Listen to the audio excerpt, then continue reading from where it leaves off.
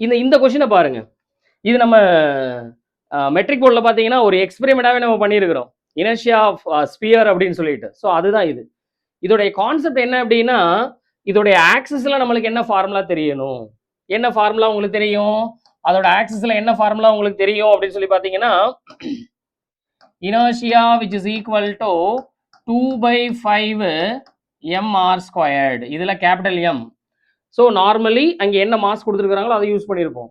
அடிஷ்னலாக என்ன தெரியணும், ஒரு பர்டிகுலர் சென்டர்ல இருந்து ஒரு டான்ஜென்சியல் லைன் கேட்குறாங்க அப்படின்னு நம்ம என்ன பண்ணுவோம், அதில் we are using parallax theorem.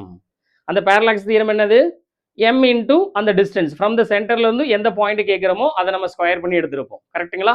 அப்போ இங்கே நம்மளுக்கு என்ன தெரியணும் அப்படின்னா, இனர்ஷியாவுடைய ஃபார்முலா தெரியணும், அதுக்கப்புறம் என்ன தெரியணும், பேரலாக்ஸ் தியரம் யூஸ் பண்ண தெரியணும். 2 தியரம் நம்ம படிச்சிருப்போம்.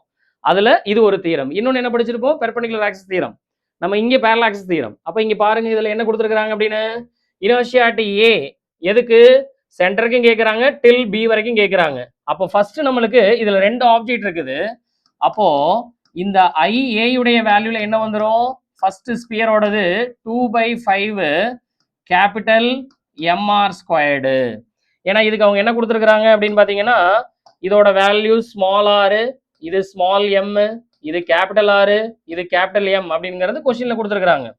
ஸோ அப்போ நம்ம இங்கே என்ன பண்ணலாம் அப்படின்னு சொல்லி பார்த்தீங்க அப்படின்னா, கேபிட்டல் mr² அதுக்கு போயிடும். அதே மாதிரி இதோடைய சென்டர் அப்படின்னு பார்த்தீங்க அப்படின்னா 2/5 m இன்ட்டு ஸ்மால் r² வந்துடும். தென் அதுக்கப்புறம் A with respect to PA பேஸ் பண்ணி இருக்குது. அப்போ நம்மளுக்கு இதில் என்ன வந்துடும், small M into what is the distance, capital R plus small R whole squared. So இதோட value that is what IA. அப்போ இதே மாதிரி நீங்கள் பிக்கு எழுதலாம்.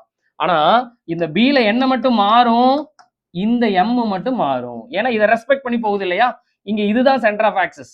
அப்போ நம்மளுக்கு இதில் என்ன வந்துடும், 2/5 mr². இதுலையும் அதே 2/5 ஸ்மால் mr². ஆனால் இங்கே என்ன வந்துடும், capital M into R plus small R the whole squared வந்துடும். அப்போ 2 ஈக்குவேஷன் வி ஆர் கெட்டிங்.